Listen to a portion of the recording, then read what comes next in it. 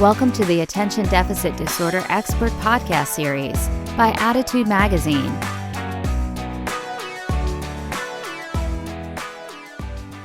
Welcome. My name is Annie Rogers, and on behalf of the Attitude team, I'd like to thank you for joining today's ADHD Experts presentation titled How ADHD Affects Communication and Strategies to Improve It. One of the most under-discussed aspects of ADHD is its effect on communication. Executive function challenges and ADHD symptoms directly impact communication, often leading to confusion and misunderstandings, impulsive reactions, and other problems that can influence interactions with friends, family, colleagues, and others. In this webinar, we will review the impact of ADHD and executive function challenges on communication, as well as some practical solutions for communicating with more ease and clarity and less reactivity. Leading today's presentation is Dr. Mark Bertin. Dr. Bertin is a developmental pediatrician and author of How Children Thrive, Mindful Parenting for ADHD, Mindfulness and Self-Compassion for Teen ADHD, and the Family ADHD Solution, all of which integrate mindfulness into evidence-based pediatric care.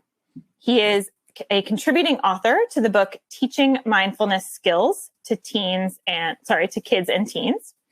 Dr. Bertin is on faculty at New York Medical College and the Windward Teacher Training Institute, and on the advisory boards for the American Professional Society of ADHD and Related Disorders, Common Sense Media, and Reach Out and Read. His blog is available through mindful.org, Psychology Today, and elsewhere. For more information, please visit his website, which is www.developmentaldoctor.com. Before I hand over the microphone to Dr. Bertin, I have just a few housekeeping items. Those of you tuned in to the live webinar may download the slides now by clicking on the Event Resources section of your webinar screen. And if you are interested in the Certificate of Attendance option, look for instructions in the email you will receive about an hour after the live broadcast. If you are listening in replay or podcast mode, visit attitudemag.com and search podcast 393 to access the slides, the webinar replay, and the Certificate of Attendance option. If you support the work we're doing here at Attitude to strengthen the ADHD community, we encourage you to visit attitudemag.com/subscribe and sign up for Attitude Magazine for your family or to share with a teacher or a loved one who could benefit from greater ADHD understanding. Finally, the sponsor of this week's webinar is Inflow. Inflow is the #1 app to help you manage your ADHD. Developed by leading clinicians, Inflow is a science-based self-help program based on the principles of cognitive behavioral therapy. Click the link on the screen to download Inflow or get the app now on the App Store or Google Play Store. Attitude thanks our sponsors for supporting our webinars. Sponsorship has no influence on speaker selection or webinar content. So without any further ado, I am so pleased to welcome Dr. Bertin. Thank you so much for joining us today and for leading this discussion on ADHD and communication. Well, so thank you for all that. And thank you everyone for being here. Thanks everyone for watching the recording.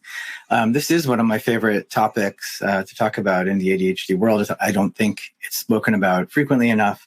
It's actually becoming more and more a topic that I think is really important. And I've been talking about a lot just in general, just mindful communication, doesn't really relate to today's topic, but the concept of nonviolent communication. How do you communicate skillfully without letting things escalate? Stick strong to what you really think needs to happen and still get communication actually happening. So today, I broke the talk up really into 3 parts. I'm going to talk for about 40 minutes, starting with just the impact of ADHD on communication, which if you're here, you probably already have some intuitive sense of, but I want to talk a little bit about what that looks like, things to look for. The second thing I'm going to talk about is some general things that can help facilitate communication, really in many, many households, but also some specific to ADHD. And then the third thing I want to touch on is put it in the framework of mindfulness and communication, although to just reassure anybody who doesn't actually practice mindfulness, in many ways, mindfulness means clear-sighted awareness. So it's something anyone can kind of get something out of when we look at how can we look at all the different things that are impacting communication as objectively and compassionately as possible and try to facilitate strong communication from that platform. So really the fundamental starting point, I think, for any talk on ADHD probably, and I'm not going to spend all that much time on it today because many of you have probably experienced it, and we can get you to places where you get to a lot of detail on this concept of ADHD is, practically speaking, an executive function disorder, not an attention disorder. And I would just encourage anyone listening who's living with or working with ADHD, if you haven't really educated yourself on sort of a practical day-to-day understanding of executive function, that's probably very valuable for you. Because I think understanding how to support somebody with ADHD almost always begins with this broader view of ADHD. ADHD isn't just the sort of symptom checklist that's in the textbooks. Executive function are basically all of our self-management skills. And one of the ways I shorthand that with families often is if you can put the word management to it, it probably relates to executive function, at least in part. You have to manage your attention, you have to manage your behavior, but you certainly have to manage information, manage projects, manage time, manage your emotions, manage and sustain your effort. All of that is related to executive function. So the beginning concept in understanding ADHD and communication is just recognizing that this is where information processing basically occurs, meaning that all the information coming in, you need to sort of pick out, you be paying attention to the right place at the right time, pick out the right information, hold it in mind for a little while, organize it, decide what's important, in real time, on the fly. And that is, a very complicated situation. And then, of course, if you have emotional difficulties, that might lead to some reactivity. And when we're reactive and stressful, we don't listen and hear so well. So you can really begin by just saying that executive function itself is integral to handling all the information coming in. And it's part of how we have to manage our worlds and manage a conversation. Just to take a half step back, because I sort of mentioned very briefly and then put aside the idea of the ADHD symptom checklist, even when you look at the basic ADHD symptom checklist, if you break out what that looks like, so for anyone not familiar with it, the diagnosis of ADHD is typically made by looking at either 9 symptoms of the hyperactive impulsive type of ADHD or 9 symptoms of more of the inattention, the more cognitive internal side of ADHD. And when you look at it that way and start pulling those symptoms out, a lot of them are skills that directly affect conversation, because what are the basic 18, the more familiar 18 symptom ADHD checklist includes overly talkative. It includes interrupting too frequently. It includes speaking impulsively. It includes getting distracted in conversation. Those are all things that clearly are going to affect conversation very directly. So part 1 of beginning to understand how ADHD affects communication, and I guess I should say, I was trying very hard not to get too diverted and just talking about executive function in general, because that's such a huge topic that, I have, I think, given a talk here about executive function alone. But one really useful thumbnail in supporting someone with ADHD is really looking at the fact that even though it doesn't often feel that way, it's not intuitive necessarily to understand our behavior and cognition and emotion as something that happens on a developmental path, that in childhood, you can almost shorthand it as, what if this was a 1/3 delay in this skill set of executive function? And that is where some of the short-term answers,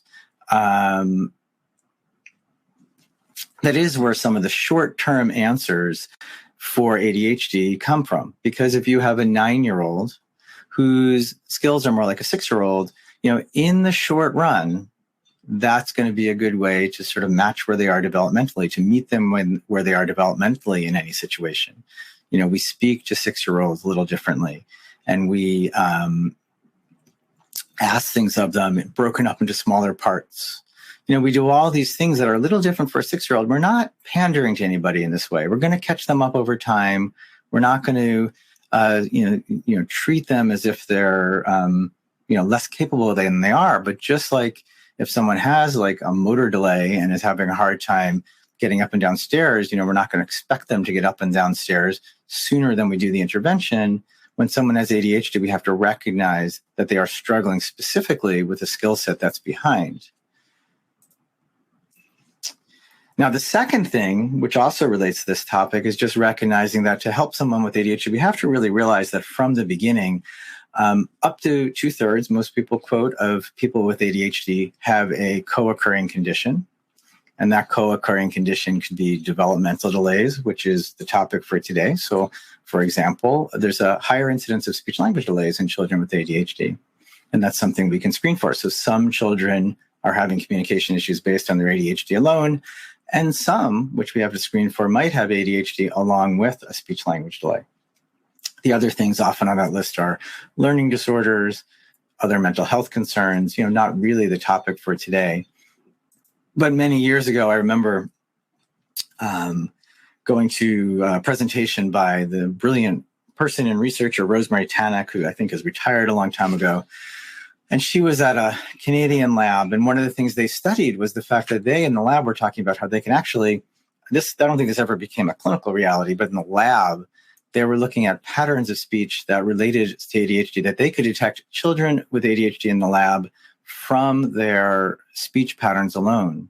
This ADHD, again, it affects how you manage any situation. So they were noting in the lab that people with ADHD often had lots of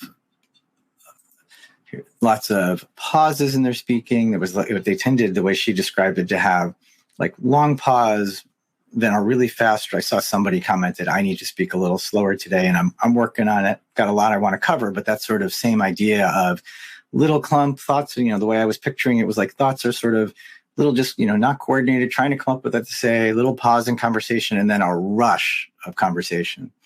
And this sort of choppy pattern of speech with lots of pauses was a very common finding in their lab, which you can easily put into the classroom and realize that somebody with ADHD could easily look like they're falling behind in class, simply because when the questions are asked in class, it takes them a little longer to formulate their answer. So on the one hand, you have the ADHD symptom of raising your hand too often in class. And on the other hand, you can get kids who are very frustrated because by the time they're ready to answer the question, the sort of classroom discussion has already moved on.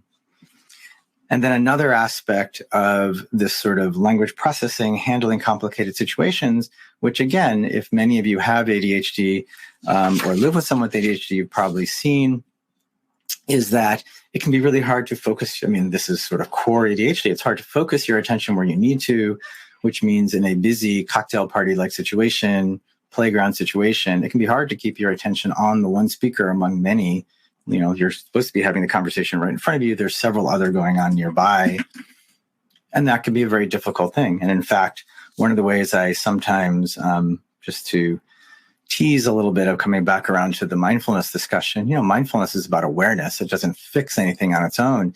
And one very skillful use of mindfulness, or just being self-aware, whatever word you want to put to it, is that ability to, without blaming yourself, pause in the middle of a conversation and recognize and say to somebody, and having the confidence to say to somebody, look, there's just too much going on in the room right now. If we're going to have this conversation, I have to go outside. That's hard because it involves a lot of being comfortable with yourself in that way and not judging yourself or being afraid of someone else's judgment to just say, I can't pay attention in this situation, because that is all part of, focus and executive function to handle that skill. Now, again, I'm trying not to be distracted myself by the questions are coming through, and I'm not actually supposed to pay attention to them. They're going to be triaged and asked of me later. It seems like a couple of people may have asked a little bit about this concept of what we call pragmatic language. So pragmatic language does not have to do with ADHD specifically. When you look at language skills, there's you can, very broadly speaking, if anyone here is a speech language therapist, I apologize for this oversimplification. But very broadly speaking, the skills, there are three skills. There is the skill of, kind of broadly speaking, receptive language on the level of, do you know the words? Do you understand sentences? Do you have the content knowledge for receptive language? Expressive language, similarly, is do you have the content knowledge for expressive language? Can you have the vocabulary? Can you form sentences? And that's a very simplistic view of it, but broadly speaking, you have those two more concrete skills. And then pragmatic language is the more intuitive side of language. It's all the unspoken language. It's reading facial expressions and social situations and initiating conversations, and situational language is part of it, meaning, an example I often give is like, if I was to see one of you in my office, we would talk differently than if I was to run into you at like a dinner party. There's just there's a difference in tone there. And that is also part of pragmatic language. So there is a type of developmental delay that is called a pragmatic communication disorder, which is that kind of, even in the best of situations, it's a specific delay in the ability to manage things, to read situations in that way. And that is also part of typically an autistic spectrum disorder. So that on the one hand, you have kids, I said before that ADHD often goes along with developmental delays.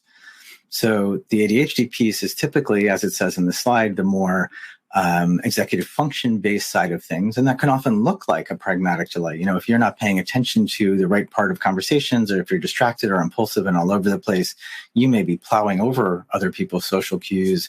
You may be missing other people's social cues. But the difference would typically be that, for the most part, if you have ADHD alone, if we could get you to manage your ADHD, if we can handle all the stuff that goes along with ADHD and treat it, you should be able to read social situations. Whereas you can have both things going on, which is you have ADHD complicating your pragmatic communication because you're just missing a lot of stuff. And then you have the actual pragmatic delays that also happen. So that's the last thing I wanted to mention. So all of these, today's a very short seminar, and I wanted to just touch on it. So you really have three different things. You have ADHD directly affecting communication. You have the developmental delays that go along with communication. And then you have this kind of executive function-based level impact on ADHD and communication. Most of the time people want to focus on what to do about it. So I want to transition kind of right away to, if all of this is true of ADHD, and emotion can be part of it too, obviously. I think I touched on that briefly. Then, what are we going to do about that? How are we going to help someone with ADHD communicate better? And how are we going to communicate more skillfully when somebody we know has ADHD, or for a parent or a teacher? So I want to talk now just about something separate from, the concept of mindfulness and just ADHD in general. How are we going to support communication skills? And I do think that one of the most fundamentally, foundational level things that, we don't want to skip this step, today specifically about the communication part, is to just recognize that intervening for ADHD as a whole more comprehensively will help with communication on kind of a foundational level. So without necessarily doing anything different in how we're communicating, if we look at what are all the puzzle pieces that fit together to fully manage ADHD, they're often going to include things like cognitive behavioral therapy, fine-tuning medications. If someone has a speech language delay, or just their ADHD is significant enough that it's affecting communication, we can do various kinds of speech language interventions. And that's, really important for many kids with ADHD, and not necessarily the first thing thought of, for example, when making a school plan, is if they're having issues communicating, speech language therapists can often help, and they probably need screening for a speech language delay. I think that goes for both language and learning disorders, is that we don't want to write everything off to ADHD in a situation where 2/3 of people also have a second condition. So we want to have a very low threshold for making sure we do the sorts of evaluations that make sure a learning disability or a language delay aren't going on. When it comes to some things that occurred, that we can do that help facilitate communications generally in homes. I think some of this has to do, one of the ways I sometimes talk about some of these ADHD interventions is they're good for all kids, except even more important when someone has ADHD. So some of what we can talk about that facilitates communication is never going to hurt. It's just that kids with ADHD might need us to emphasize them even more. So if we're worried about language and communication, I think the starting point is looking at how do you facilitate language and communication in general in children. And in this media-driven, tech-driven world, one of the most important things to remember, I sometimes use the phrase around many aspects of raising children. When we look at all the research, it's kind of like the modern science of getting back to the basics. In the end, for the most part, technology has been shown to be mostly disruptive of language in early childhood, unless, except for very small, trivial almost uses. One of my favorite, when I talk about media and children, one of my favorite things to mention is like pretty much all companies that have ever made claims about promoting child development through any tool, I don't want to name any of them here because I don't want to get in trouble, but all of these companies that have sold products and DVDs and things to promote development in early childhood, promote language in early childhood, they've actually gotten successfully sued because their claims were false.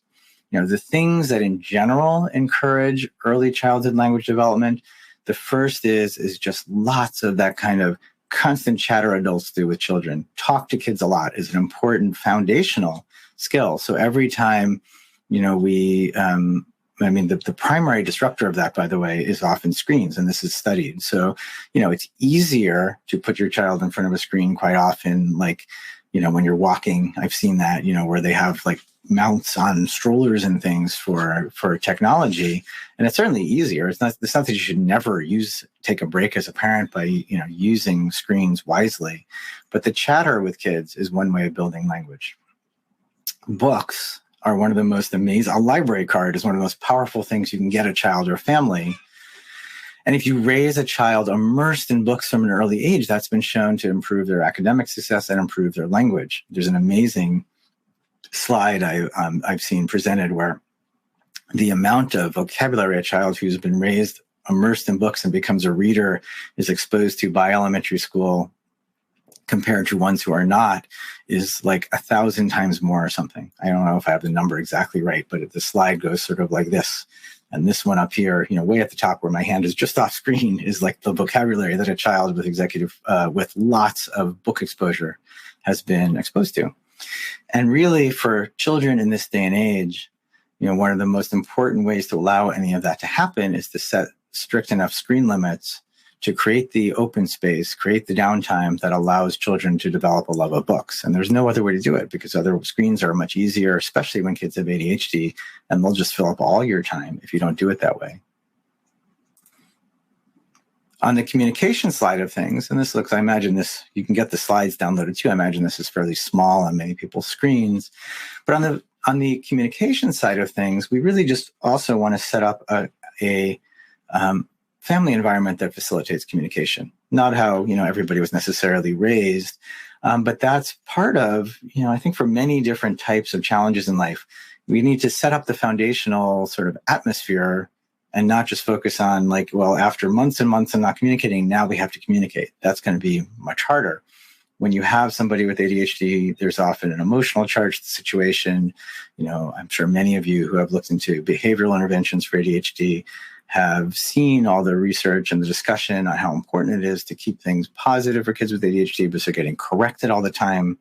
That's just a part of their life. So you can almost say that creating an environment that facilitates overall communication, relates directly to the type of behavioral plan you have.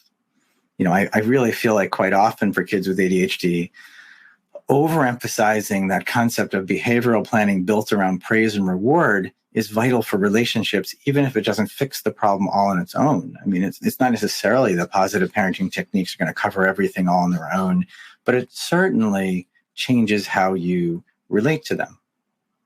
So you want to be open to communication regularly, just as a baseline, just talking about stuff when you see the need to talk about it. Not everyone's going to want to, but you just want to be open to it. That really starts off with just listening.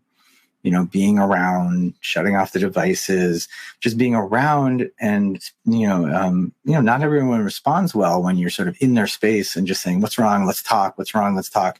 That's going to shut some people off, but presence matters. I love the quote. I don't remember where I came across it, that attention is generosity.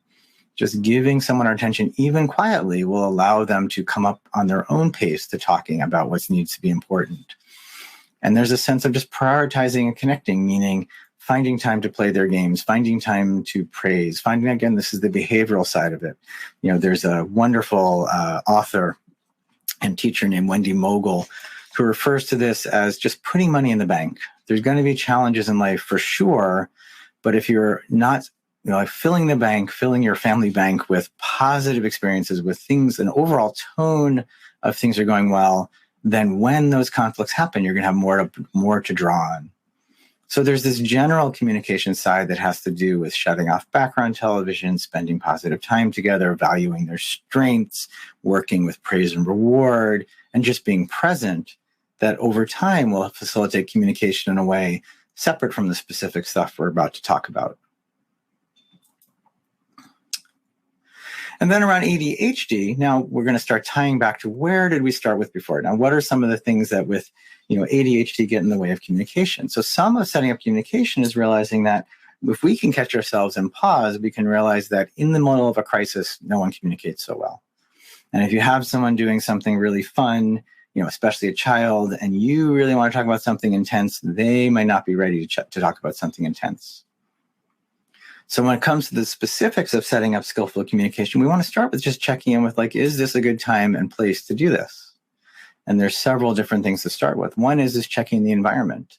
Like I said, a distracting environment makes it much harder to have a conversation. So you want to check in on the environment, make sure minimize the amount of distractions in the environment, and then check in on your emotional state and your child's emotional state. Because if, many people summarize the stress response nowadays as fight, flight, or freeze, meaning it's not just about action, it's also about this mental state of not thinking so clearly. You're not supposed to think things through. You're not supposed to be sort of nuanced and flexible in your thinking when you're dealing with a crisis. You're just supposed to go blank almost and just act. I always think of why they teach the doctors to use the crash cart. You're just supposed to go through that checklist until you can think clearly again. And then set up transitions. That can often be a really useful way in helping someone deal with a challenging conversation of we got to touch base on this. I tell you what, in half an hour, let's sit down, so that they can brace themselves and set themselves up for conversation. So there's a sort of background check of just, is this the time and place to get this conversation going? And then it's very important to make some adjustments specifically for ADHD, meaning that ADHD includes much what I mentioned at the beginning, difficulties with attention, which, by the way, this is a really important executive function-based piece of advice that I often start with around executive function that relates to communication, is that attention shifting is difficult with ADHD. So if you have somebody with ADHD who's really hyper-focused on doing something, and you either yell from across the house or even just speak from across the room without getting their full attention first, this is the information processing side of life. They might hear noise, they might know someone spoke, but they're not really going to register the question. They're not really going to get that. So in order to even begin a conversation that goes well, we have to understand ADHD. We have to pause often to let people gather their thoughts. We have to get kids' full attention before beginning the conversation or making requests. We want to develop a conversational style, which I hope I've gotten better into today. I hope I'm speaking at a pace people can follow, trying to cover a lot of information. But we want to keep things concise and pause a lot to make sure everything's being really, all the inputs getting in, everything's being heard. And I think a general thing that's true, again, in all aspects of life, but particularly around ADHD, where there's often been a lot of conflict and correction going on, is really try to filter from our language all the extra digs that may just trigger someone and just shut down conversation to begin with. The all I know this doesn't go, or not like last time, or look, whatever it is, all this sort of somewhat negative, maybe masked and joking, but kind of critical language that's just going to trigger someone who knows, they're kind of in trouble, or who worries they're kind of in trouble. The same thing goes during the conversation as well. and there's several things. One or two of these we're going to come back to later again, is that when we're talking to someone with ADHD, again, somebody in here said something about a child having problems with multi-step requests. Well, some of it, so that they don't feel like they're going to get talked down to, and you're not asking, them to, they don't even need to know what's going on, can be on our end, just simplifying things, not making that multi-step request in the first place, or giving a little bit of information and just leaving the rest of it for later. A really simple, for when things are really important, thing to ask for once in a while. And again, watching our own tone and language is just, can you repeat that back to me? What did you understand of what I just said? That's a useful thing to say in almost any conversation. What are you understanding about all this? Or what do you think about all this? And I'm going to end with the idea of communication repair, but I did want to touch on it earlier as well, because I think it's a vital concept to fall back on as an adult living, with ADHD. It's really, again, this comes down to just communicating skillfully in life. Communication does not always go that well. We can't expect perfection in any situation. But the concept of communication repair is recognizing that the follow-up to conversation is integrally part of the actual conversation. Recognizing that we got to give ourselves the space to say, I think I misspoke. And we got to give our kids a chance to say, like, did that, just to check, come back in and just say, did that go well for you? Is there anything you want to add? Is there anything you want to say differently? Because again, when you double the communication stuff we're talking about up against the emotional side of ADHD, clearly a lot of conversations are going to get a little off the rails, and we may never get to the point where they're going to go smoothly 100% of the time, because that's not realistic of life in general. So the idea of just normalizing and facilitating this sort of last step follow-up is a vital step to communication in any situation. And that's another piece of it we can use to help with our kids. We're going to do our best. We're going to come back to it. We'll see how it goes. We'll just follow up again and see how it goes. So that's a series of things we can do that generally help with ADHD alone. But I really wanted to put this in the context of mindfulness, just because I really enjoy normalizing the idea of mindfulness, but also because I think it's a useful model anyone can use, whether or not you particularly practice mindfulness or not. Mindfulness itself, there's all these cliches, just so you know. It doesn't mean you're going to have a quiet mind. Oh, that's actually, I realized I switched the slide order, so I'll get to that in a second. But it doesn't mean anything perfect. It's just a recognition, and I don't think anybody would disagree with this, that life is easier dealt with if we're giving full attention to whatever's going on for a moment. If we have something fun going on, we're going to get more out of it if we're giving it our full attention instead of half worrying about a work problem or life or the state of the world. Part of resilience is the ability to give our full attention and awareness to the positives in life. And if there's a problem going on, but we're all caught up in like projecting into the future, or some regret about the past, or just so shut down by fear and stress that we're not really giving it, our full best attention, that's going to undermine our lives too. So a really important reframe of mindfulness is that it's something anybody can do. It's just like anybody can hit the gym and get a little more fit. Mindfulness is a way of just building the traits that help us stay resilient and patient more often. Not perfect, but resilient and patient more often. So especially around ADHD, it's really important to recognize that nobody can be perfect, that nobody's mind is quiet all the time, with or without ADHD. No one is calm all the time, with or without ADHD. It's really more recognition that, in any situation, being aware of what's going on is going to be valuable. So we're just trying to build this trait of being more aware in any particular situation, which I think is a particularly valuable way of approaching skillful communication. And like I said, I think in the modern world, the way things are going, everything is about conflicted, non-communicative communication. There is no real communication going on in so many different situations, and that has no good end to it. So this concept of really just approaching communication in a way in which we stay strong, being mindful doesn't mean being a doormat. It means being skillful and non-reactive whenever possible. So there's two sort of mindfulness frameworks I'm going to give people today, and then I'll pause for the questions. One is a more general approach, which I'm going to start with, of just how can mindfulness inform communication with or without ADHD, and I'll bring in some ADHD specific items. And then really a before, during, and after communication way of approaching it, if you want to just make it a practice almost. So the starting point is just recognizing that mindfulness can facilitate communication by really being clear in our intentions going into a conversation. So in other words, catch ourselves and just check in. Are we giving full attention, or are we, who hasn't done this where we're sort of having a conversation, but really we're already having the next conversation, or really we're already dealing with we're already predicted and dealing with the fact that it's going to go wrong, or that we know the answer, or that, there's a long list of things, or that we're on our phone and having a conversation, or we're having the conversation, but we're distracted by the news, or all these different things are going on. So setting intentions is part of what we're trying to do with mindfulness. In so many situations, we have an idea of what would be the best way to approach it, but we're too caught up in all our stuff to even do what we know.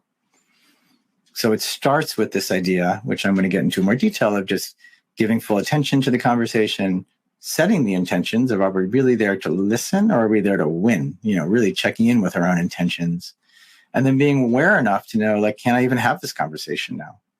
Or am I so caught up in my anger that I can't even speak? Or am I so caught up in my belief that this person is off base that I'm not even listening to what they're saying? So that's a general approach to mindfulness in so many situations. And we can really begin, some of this exploration of how the world works is just recognizing that, nobody in any situation responds to someone getting in their face with anger and, an edge and an assumption that they're wrong with, positivity. That conversation never is going to go smoothly if that's how you approach it. Just like the old computer, dictum from years ago, like garbage in, garbage out, they used to talk about computer data. Reactivity into a conversation means reactivity out of the conversation.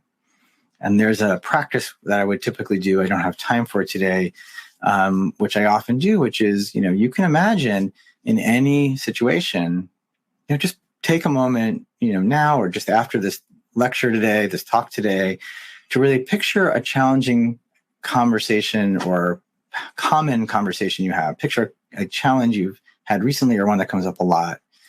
And then just imagine for yourself, if one of the people you most respected could just drop in and take your place, how would that person hold their body? What kind of language would they use? How would they choose to, both stay strong but de-escalate the situation? Because in the end, how many people are going to, just like I said, even in a situation where you need to be strong and make something happen, from a platform of reactivity, who is going to respond to that with calm? That is going to escalate almost by nature. So communication, like many skills in life, is a practice. It's something we can identify our typical habits and then begin to see, can we begin to change them in different ways? So this kind of quick overview of a general view of mindfulness is a recognition that there's so many different parts to how we are meeting any particular moment that we can literally break into this piece of, like, there's a physical part, an emotional part, and how we're thinking.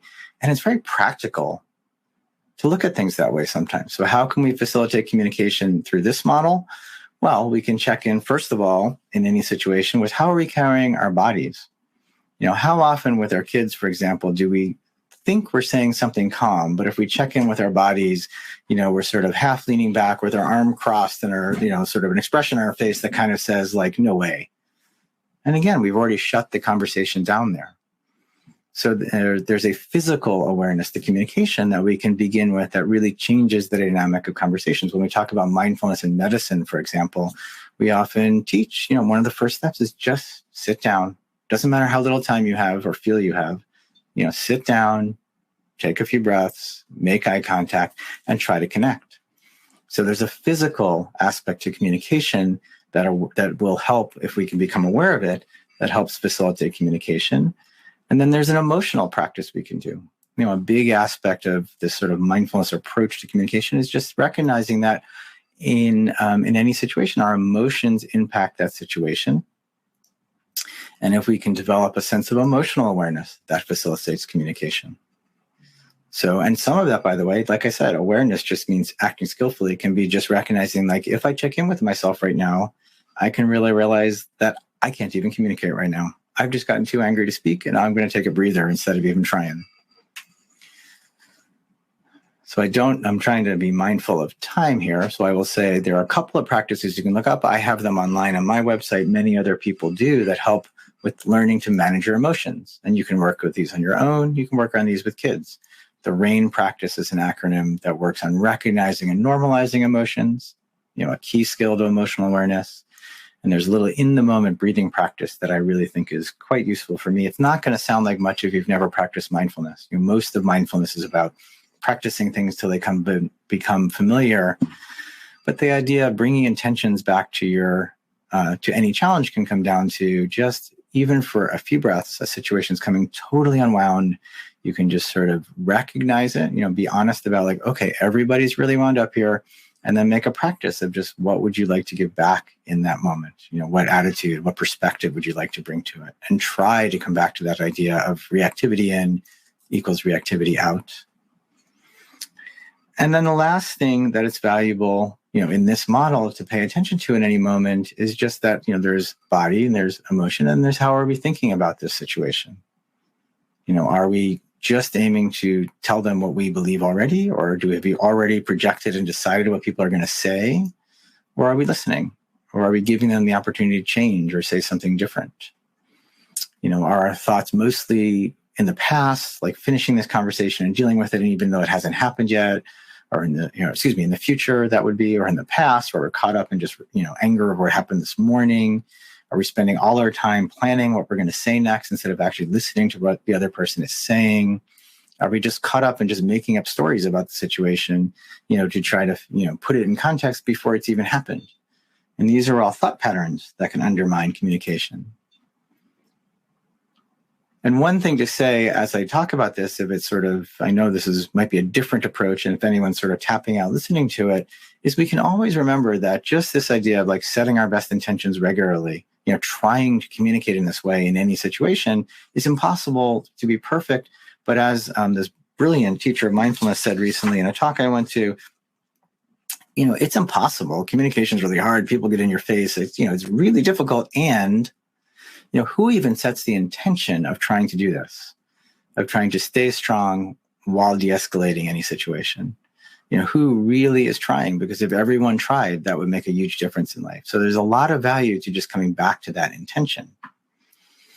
So for the last few slides, I just want to reframe that mindfulness into one of my, I think a very practical way to approach communication, which is to say that knowing everything we do about ADHD now, how can we set things up for success? And you can look at it as before, during, and after communication. And then I'll go through this relatively quickly and pause for questions.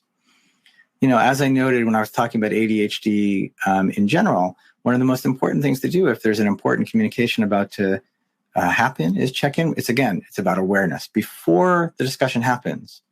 In terms of physically, is the situation a good place to do it? Am I really intent on discovering someone's motivation? For any of you who are working with teens in particular, this also goes for healthcare providers. Change happens when you can connect with someone else's point of view and motivation. If you don't connect with their motivation and where they're coming from, they're very unlikely to take your advice or listen very well.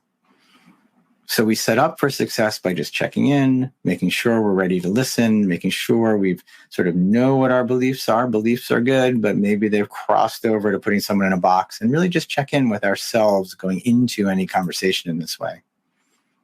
And then we want to sustain that level of awareness throughout the conversation. For example, if our facial expression, how we're carrying our body, or our emotions start getting in the way, we want to be able to be aware of that so we can readjust and try to create, carry ourselves in a way that's going to let someone else feel comfortable enough to communicate. And then during conversation, this is one of those things that's good for all conversation and really, really important if you're working with someone with ADHD. Try to listen first. It doesn't mean, obviously in some situations, it's important to speak first. There's no absolutes here. See if you can listen first. One of my favorite skills to develop in conversation to talk about is in any situation, try to find a place we agree. We both want you to be happy. That may be all it is. You may agree about nothing else functionally, but try to agree first. Or if someone says a long list of things and there's a real problem in it, but some of it was actually made kind of sense, make sure you reflect back the fact that I agree with you about this and this. That's a major, major thing to do during conversation that allows conversations to stay connected. Active listening is an idea you may have heard of, which really means setting aside our own, not judgment in the terms of having sound judgment, but judging from the terms of judging others. try to listen first, understand their motivation, try to prompt before you give advice. People don't generally want unsolicited advice. And then the idea of collaborative problem solving, which is different in younger kids, it doesn't necessarily work exactly in younger kids. They have a planning disorder if they have ADHD. But but certainly with teens, the goal is to try to do it in a more collaborative way. We know the boundaries of what's appropriate, but within those boundaries, we're going to try to understand their motivation and through a discussion, come up with a real serious solution. And just continually ask open-ended questions. Try to truly get someone talking and understanding what they believe through kind of open-ended questions that really try to seek out what's going on in their heads. So just one or two last slides, and then I'll pause. Through all of this, we can check in with sort of the perspective we're taking, the language we're using. Keep things factual. Try to cut back on the hyperbole. Don't blame, to avoid blame. You can only know what's going on in someone's head, through what they tell us. So try to reflect back what they're saying and focus on our own experience. That's the concept of using I, not you statements as often as possible. And again, I guess I put the concept of avoiding unwanted advice on two different slides. And then, that concept of just reflecting back as often as possible to establish the fact that I'm here, I really am hearing you. The phrase I'm hearing you, that can almost be a little dismissive. But if we can actually reflect back the content, that can be really helpful. So the last couple of things to end with are kind of I wanted to mention conflict, and then I wanted to mention communication repair, and then I'll pause for questions. One of the things to just recognize is none of this is meant to be passive. I think there's often a fear that if I practice mindfulness or I let someone else talk first, I'm going to become a doormat. There is definitely a time from my perspective to take a stand in life. One of the ways I heard this phrase recently, which I loved, was if it's time to pick up a sword, do so with regret. So if it's time for conflict, like, your teenager just cannot, do X anymore. We're going to set a rule here. It's about self-awareness, navigating it as skillfully as possible with as little escalation as possible, and try to keep your own, anger and malice out of it, not malice, anger and reactivity out of it as much as possible, because, that's the only thing you can control. And one thing I think that's always valuable about ADHD is just recognize that often people get blamed for their ADHD symptoms when they're just an ADHD symptom, which doesn't make them easy to manage, but it does explain them better than you're just not listening or you're just being difficult. And when you take the judgment out of it in that way, it can change how you relate to a challenge. And then in ending, like I said, that really a lot of what I went over today isn't going to change all that quickly necessarily. All these different things, they either require ADHD interventions or speech language therapy or changing really fixed habits in how you communicate or your family communicates or how your child communicates. It doesn't all change at once. But we can focus on the fact that communication repair is always okay. You can just notice the point where we're no longer communicating and say, all right, let's pause. We'll get back to this later. And make sure you're allowing other people to do the same as often as possible. And that's how we can often facilitate strong communication over time. So speaking of communication, thank you for listening for all this time. Just to very briefly summarize and then start taking questions, it's really important to acknowledge that ADHD directly impacts communication quite frequently. I don't want to overlook the fact that more comprehensively addressing ADHD often facilitates communication a lot all on its own, so you don't want to skip that step.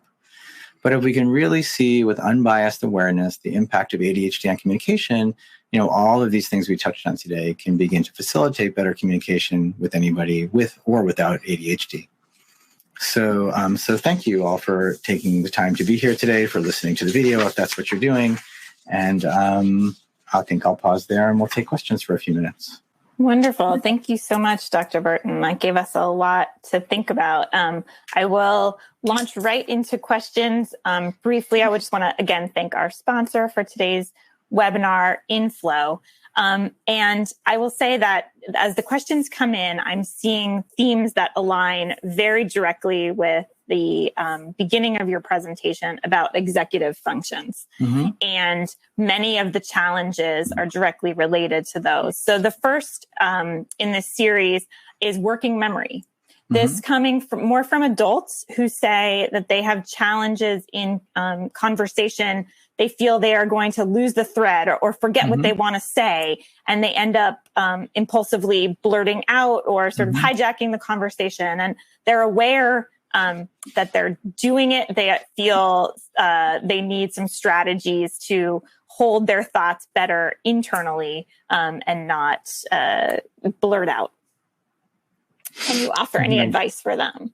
Well, I mean, I think we're talking about two or three different things there that come to mind. I mean, certainly some of it, a little bit of that actually relates directly to ADHD symptoms. It sounds to me a little in that, there's a little bit of a flavor. Some of that is impulsivity sometimes. Some of that is impatience. And again, those are ADHD symptoms. So in terms of sort of the framework we went through today, that's a piece of that does relate to me to just making sure your ADHD is being treated as thoroughly as possible, because it's kind of like putting your glasses on. And that doesn't mean medication necessarily, although that's a piece of it for many people.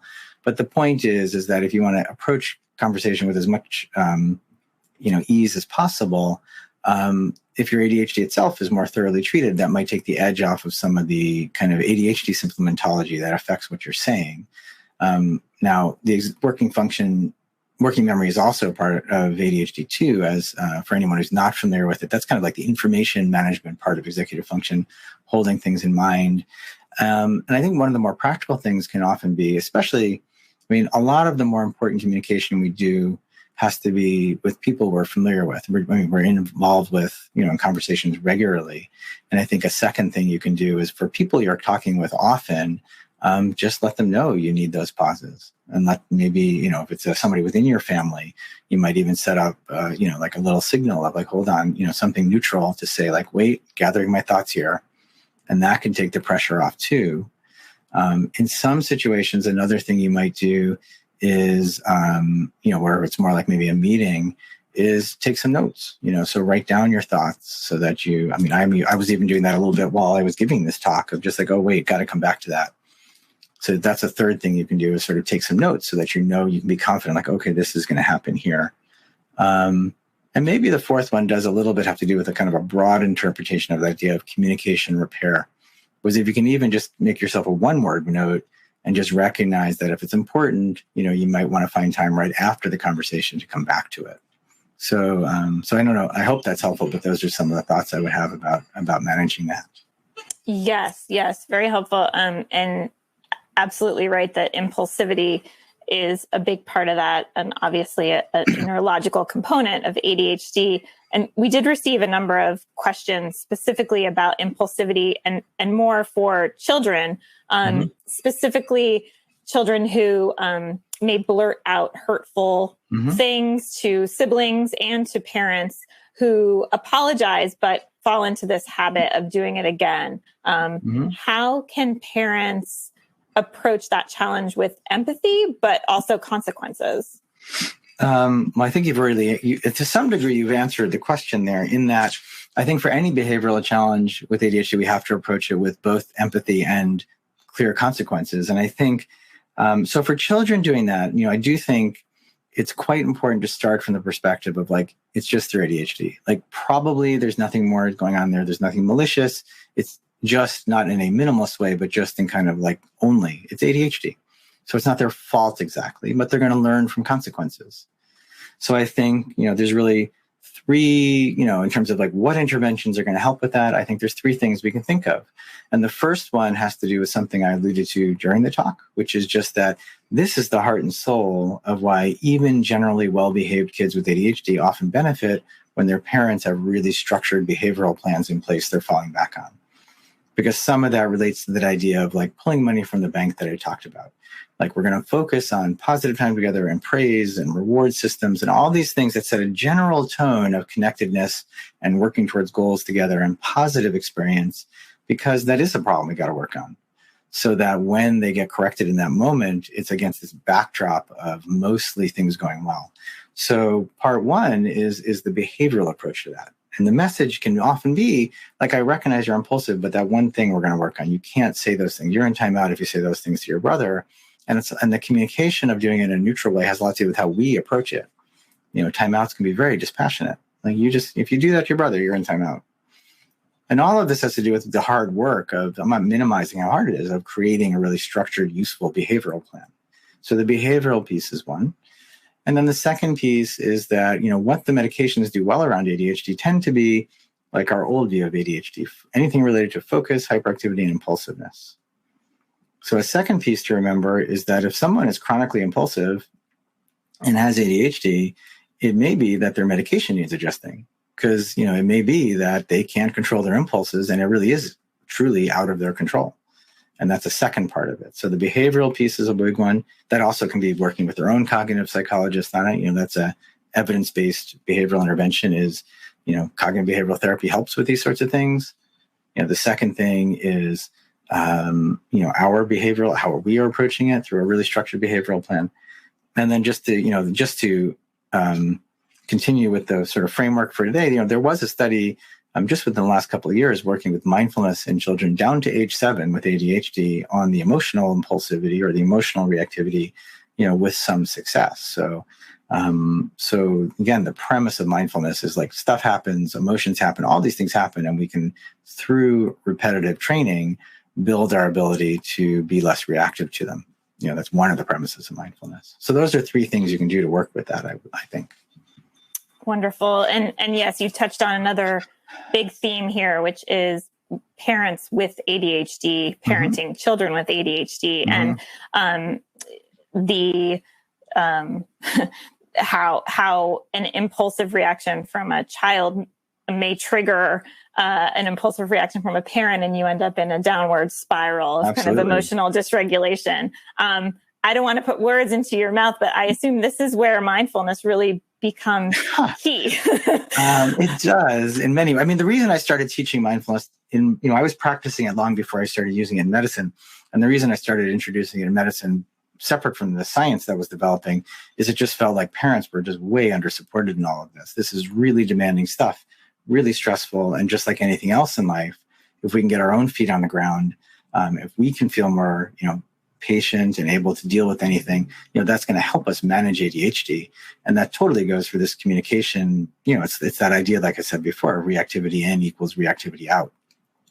Although I would broaden it a little bit, because in adult ADHD, there's nothing you could say about treating pediatric ADHD that's any different than adult ADHD, and it's not always approached that way. So just like you could break up, like, how do you work with a child's impulsiveness and conversation into behavioral interventions, medical interventions, and mindfulness, the same thing goes for parents, and it may be some, I often think about ADHD care as like putting puzzle pieces together until you happen to have the whole puzzle filled up. It's going to be different for everybody. But adult ADHD is the same. Like some combination of those 3 things might get you, better complete coverage, so you can then start working on your communication skills more easily. Right. And I would assume that similarly, we have a number of spouses here who are looking to improve their communication. So spouses without ADHD, as well as those with, and the ones without are looking for strategies to less nagging, more real communication. Right. And also another theme is that emotional reactivity, especially as you mentioned, when your spouse with ADHD is perhaps hyper-focusing on something or transitioning from one task to another, that's a real problem area. And spouses are looking for some ideas on how to better navigate those waters. That's a huge stress in many relationships. And I think, the easiest way to think about it, again, I think the easiest way to think about it in part, just to cover a lot of information concisely, is that same idea that, in any situation, the same framework is generally hold true of, in any relationship, you need to focus on, John Gottman's research, for example, shows that in marriages, a healthy marriage has about a 3 to 5 to 1 ratio of positive feedback to corrective feedback, or positive to negative. So the same thing would go for spouses, is that you want to try to create a general tone as much as you can of having a foundation of connection, foundation of positive experience. That often takes some effort when family life gets really busy. Setting aside a time for that is really important. So there's the foundational part of just general relationship. And then I think there's the understanding ADHD part of it. So just like I talked about it mostly in the context today of, working with children, the same thing goes with working for adults. How do I set up the environment so it's more easily? How do I get someone's full attention? Give them lots of pauses to respond. The same thing goes in a marriage as it would in, as it would in working with children. And then the really big one too is to allow for communication repair. And it's really hard. I mean, I know I'm someone who's very sensitive to reactivity. I don't really love it, there's plenty of it in my house, like every other household. And part of it is like trying to just not, just like catch yourself, step out or step away if it's getting to you too much but really go out of the way to allow for the reconnection later, when things have settled down. So I think that's how I would look at it. Wonderful. Dr. Bertin, we are unfortunately running short on time. I did just want to mention before we wrap up quite a few questions about resources for teaching mindfulness to children and teens. So I will just remind our listeners, first of all, that you have a whole library of books on this topic, and specifically some for teens, which seems to be a big stumbling block. Right. Are there any other resources that you would quickly recommend for our listeners? I mean, the quickest thing to know is I have a mindfulness page on my website, which has a lot of these resources on there. And I also have some meditation for kids up in various places. I think some are on my website, some are on the Insight Meditation Timer. The core concept with kids, I think, is one called planting seeds, which is like you can't force someone to, do intensive mindfulness practice really young necessarily. You're just trying to familiarize them with it, typically, through practicing yourself. Most of us who work with younger kids and families really recommend parents practice it themselves first because you can't force anyone else to practice it. So just get started with your own practice first. You'll familiarize yourself. Then you'll know, you'll sort of get a sense of what would make sense to my child. And then in terms of specific books and programs and things like that, I have a list on my website, and that might just be the easiest thing to refer people back to. Wonderful. So to those listening, we will provide links to all of those resources in the wrap up to this webinar. And so be on the lookout for that for follow-ups. And for now, we just really would like to thank everyone for joining us here today for this conversation, and to Dr. Bertin for leading this webinar and for giving us so much useful advice and perspective on the communication challenges associated with ADHD. If you are listening in replay or podcast mode, visit attitudemag.com and search podcast 393 to access the slides, the webinar replay, and the certificate of attendance option.